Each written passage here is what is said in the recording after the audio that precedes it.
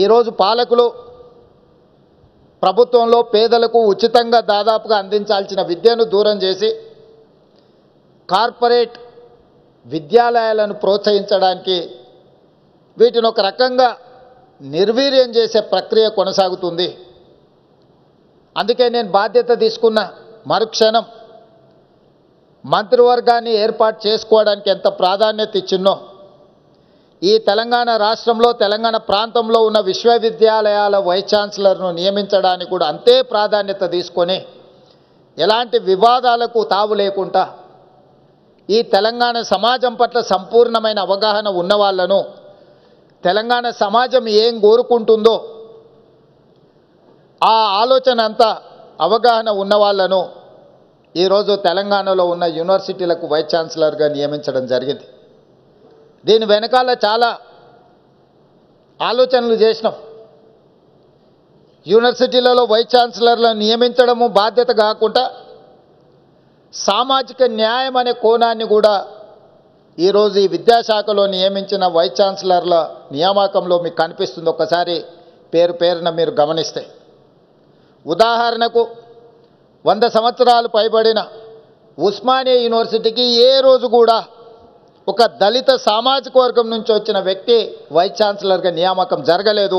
ఈ ప్రభుత్వంలో ఈసారి ఉస్మానియా యూనివర్సిటీకి 100 సంవత్సరాల తరువాత అత్యంత సమాజ నిర్లక్ష్యానికి లోనైన ఒక విద్యావేత్తను వైస్ ఛాన్సలర్గా నియమించడం ద్వారా చదువుకుంటే గొప్ప వ్యక్తులుగా రాణించవచ్చు.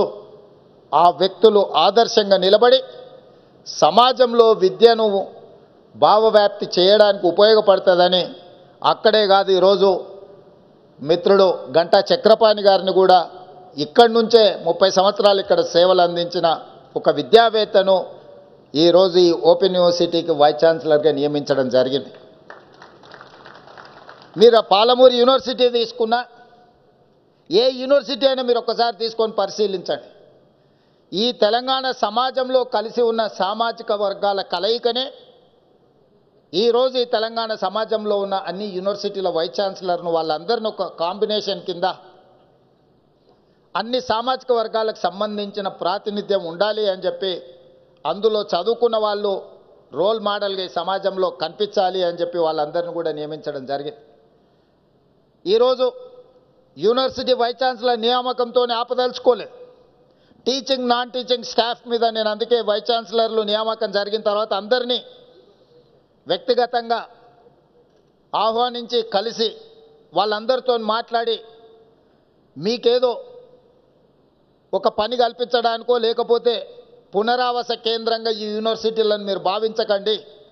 ఈ యూనివర్సిటీ వైస్ ఛాన్సలర్ బాధ్యత మీకు పునరావాస కేంద్రాలుగా గతంలో ఎవరికైనా అట్లాంటి ఆలోచన ఉంటే ఇప్పుడు ఆ ఆలోచనని తీయండి. ఈరోజు తెలంగాణ సమాజానికి కావలసిన చికిత్స అందించాల్సిన బాధ్యత మీ చేతిలో పెడుతున్నా మీరు తక్షణమే టీచింగ్ నాన్ టీచింగ్ వేకెన్సీస్ ఎన్ని ఉన్నాయో వాటన్నిటి నియామకాలను పారదర్శకంగా నియామకాలు చేపట్టడానికి అవసరమైన చర్యలు చేపట్టండి అని వైస్ ఛాన్సలర్ అందరినీ నేను పిలిచి వాళ్ళందరితో మాట్లాడడం జరిగింది.